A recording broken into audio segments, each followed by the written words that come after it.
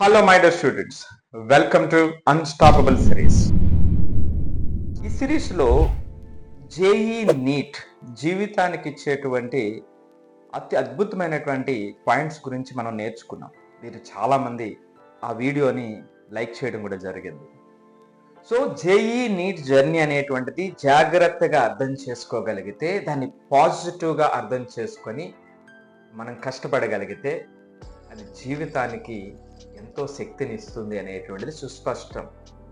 చాలామంది ఎక్స్పీరియన్స్ చెబుతూ ఉంది.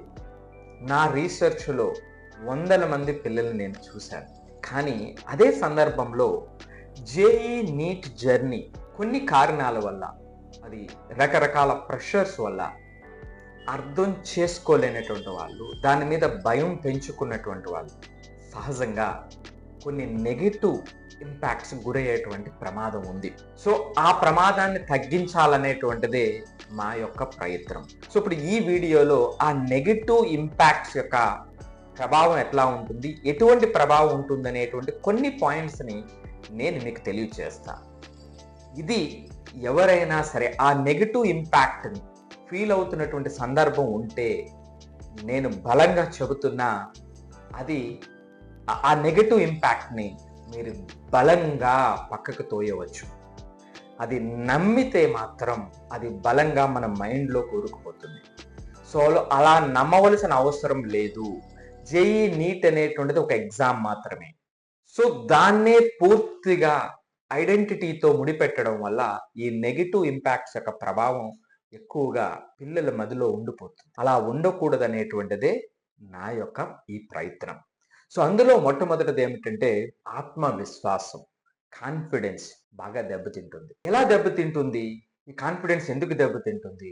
మరింత ముఖ్యంగా 10th వరకు మంచి మార్కులు వచ్చినటువంటి పిల్లల్లో ఈ 11th 12th జేఈ ప్రిపరేషన్ సందర్భంలో ఒక్కసారిగా 95% నుంచి మార్క్స్ 30, 40, 50% ఇక్కడికి డ్రాప్ అయిన సందర్భంలో ఆ ఇంపాక్ట్ బలంగా తగులుతుంది. ప్రతి ఒక్కరూ కూడా బాగా చదివేటువంటి అమ్మాయి, బాగా చదివేటువంటి అబ్బాయి, కానీ ఇక్కడ స్ట్రగుల్ అర్థం చేసుకుని హెల్ప్ చేసేటువంటి వాళ్ళు ఎవరు ఉండరు. మరీ ముఖ్యంగా ఈ కార్పొరేట్ వ్యవస్థలో ఎవరైతే మంచి మార్కులు వస్తున్నాయో వాళ్ళని గౌరవిస్తూ మిగిలిన వాళ్ళని పట్టించుకోకపోవటమే కాకుండా అగౌరవపరిచేటువంటి పరిస్థితులు ఉన్నాయి అనేటువంటిది మనందరికీ తెలిసినటువంటి సత్యం. సో తద్వారా వీళ్ళు బలంగా నాకు ఆ సామర్థ్యం లేదని, నేనంత తెలివైన వాడిని కాదేమో అని, లేదా ఇతరులు నాకన్నా బెటర్ అని నమ్మేటువంటి వాళ్ళకి ఈ ఆత్మవిశ్వాసం పూర్తిగా దెబ్బతింటుంది. ఒక తక్కువ మార్కు వాళ్ళు తన విలువను తగ్గించుకుంటారు. ఒక కంపారిజన్ వాళ్ళ మీద ఒక సెల్ఫ్ డౌట్ను పెంచేస్తుంది. ఒక ఫెయిల్యూర్ ఐడెంటిటీ క్రైసిస్ని తీసుకొస్తుంది. నేను ఎప్పుడూ చెబుతూ ఉంటాను, ఈ ప్రిపరేషన్లో లేదా పర్టికులర్లీ లెర్నింగ్లో ఫెయిల్యూర్ అనేది ఉండదు. ఒక ఇంప్రూవ్మెంట్ ప్రాసెస్ మాత్రమే ఉంటుంది. ఒకసారి రీచ్ అవ్వలేదు అనేటువంటిది. సో కాబట్టి అందరూ అర్థం చేసుకోవాల్సినటువంటిది, ఎవరైతే ఆ విధంగా స్ట్రెస్ ఫీల్ అవుతున్నారో, ఇబ్బంది పడుతున్నారో, రైట్, ఇది కరెక్ట్ కాదు. అక్కడ ఈరోజు నీకు రాలేదు అంటే ఒక్కసారి ఆలోచించండి. నువ్వు ఎంత ఎఫర్ట్ పెడుతున్నావు, సరైన ఎఫర్ట్ పెడుతున్నావా లేదా అనేది ఆలోచించండి. అక్కడ చాలా వరకు అర్థమైపోతుంది. లేదు సార్, నేను ఎఫర్ట్ పెడుతున్నాను, గంటల తరబడి నేను ప్రయత్నం చేస్తున్నాను, అయినప్పటికీ రావట్లేదు అంటున్నారా? అది కూడా మీ ప్రాబ్లం కాదు నాన్న. ఇది స్ట్రాటజీ. అంటే మీకు స్ట్రాటజీ లేదు. ఎగ్జామ్కి ఎలా ప్రిపేర్ అవ్వాలి అనేటువంటి స్ట్రాటజీ లేదు. మార్కులు ఎలా రావాలి అనేటువంటి ఉద్దేశం మాత్రమే నీ మైండ్లో ఉంది. కానీ దాన్ని ఎలా సాధించాలి, దానికి స్ట్రాటజీ ఏమిటి, ఇక్కడ వచ్చేటువంటి ఇబ్బందులు ఏమిటి, ఆ ఇబ్బందులను ఎలా ఎదుర్కోవాలి, ఇబ్బందులు రాకూడదు అని అనేటువంటిది నీ మనసులో ఉంది తప్ప వచ్చిన ఇబ్బందులను ఎలా ఎదుర్కోవాలి అనేటువంటి దానికి స్ట్రాటజీ లేదే. అంతే. 100% ఎవరైతే వీళ్ళు అనుకుంటున్నారో ఈ 2 కేటగిరీల్లో ఒక కేటగిరీకి వచ్చేస్తారు. సో కాబట్టి ప్రాబ్లం నీది కాదు. ఎయిదర్ నీ ప్రిపరేషన్ది, లేదా నువ్వు ప్రిపేర్ అవుతున్నావు ఆల్రెడీ అంటే నీ స్ట్రాటజీది. రెండు కారణాలు. మరికొంతమందికి ఏమవుతుందంటే, కొంతమంది ఆత్మవిశ్వాసాన్ని తగ్గించుకునేటువంటి ప్రయత్నం చేస్తారు. తగ్గించుకోవాల్సిన అవసరం లేదు అని నేను చెప్తున్నటువంటిది.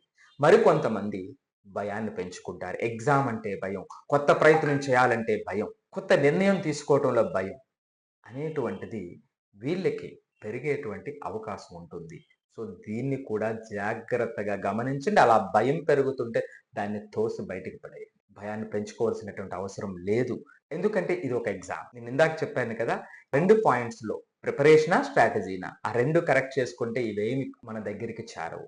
సో మరి ఆ భయం వస్తుంది అనేటప్పుడు ఏం చేయాలి అనేటువంటిది మన దగ్గరే కొన్ని ఎగ్జామ్ యాంగ్జైటీకి సంబంధించి, జేఈఈ నీట్ మాస్టరీకి సంబంధించినటువంటి ఇన్‌స్ట్రక్షన్ మీకు అవైలబిలిటీ ఉంది. సో ఒక్కసారి మీరు వాటి గురించి తెలుసుకోండి.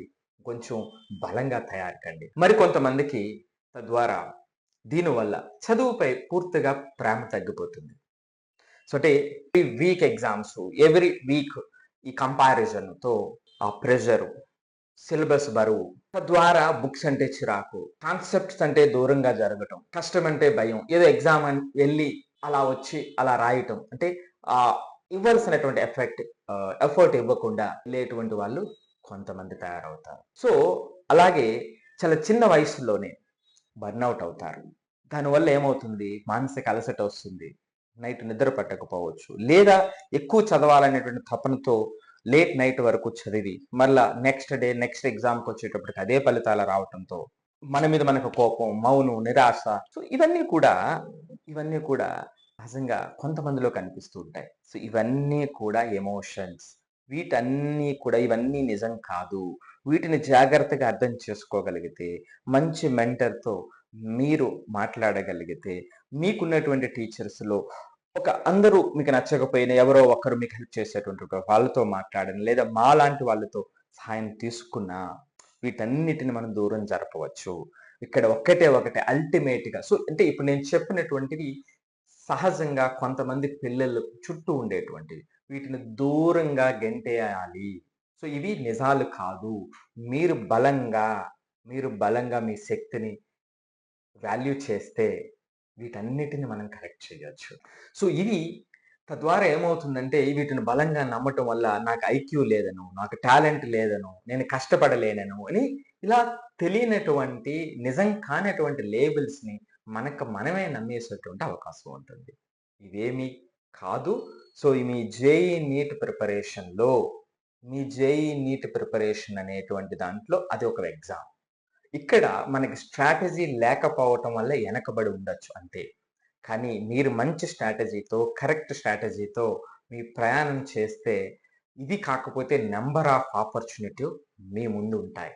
సో జీవితం ఎప్పుడూ కూడా కష్టపడేటువంటి వాళ్ళకి, రైట్ విధానాలతో ముందుకెళ్ళేటువంటి వాళ్ళకి సక్సెస్ని ఇవ్వటానికి ఎదురు చూస్తూ ఉంటుంది. మీకు ఒక ఎగ్జాంపుల్ చెప్తా. జేఈలో ర్యాంక్ రాక, అంటే ఐఐటిలో ఎన్ఐటిలో సీట్లు రానటువంటి పిల్లలు కొంతమంది చుట్టుపక్కల ఉన్నటువంటి కాలేజెస్లో జాయిన్ అయ్యి పెద్ద ఎంఎన్సీస్లో, అంటే టాప్ 5 ఎంఎన్సీస్లో జాబ్ సంపాదించి లక్షలు సంపాదించినటువంటి పిల్లలు ఒక్కసారి గూగుల్ చేయండి. అలాంటి వాళ్ళు ఎంతమంది ఉన్నారు అనేటువంటిది, ఉన్నారా లేరా అనేటువంటిది ఒకసారి గూగుల్ చేయండి. మరి వీళ్ళు అక్కడ రాకుండా ఎందుకు ఆ స్థాయికి వెళ్ళగలిగారు అని. కాబట్టి ఎవరైతే ఇప్పుడు నేను చెప్పినటువంటి విధంగా సన్నగిలిన ఆత్మవిశ్వాసం కానివ్వండి, పరీక్ష అంటే భయం కానివ్వండి, చదువు అంటే చిరాకు కానివ్వండి, లేదా మీకు ఐక్యూ లేదనుకునో, మీకు సామర్థ్యం లేదనుకునో అనుకునేటువంటి వాళ్ళు ఎవరైనా ఉంటే దయచేసి అట్లా అనుకోవద్దు. మీ నిజాయితీగా ఒకటి చేయాల్సింది, మీ ప్రయత్నం ఎంతవరకు చేశారు, అందులో ఎంత లోపం ఉంది.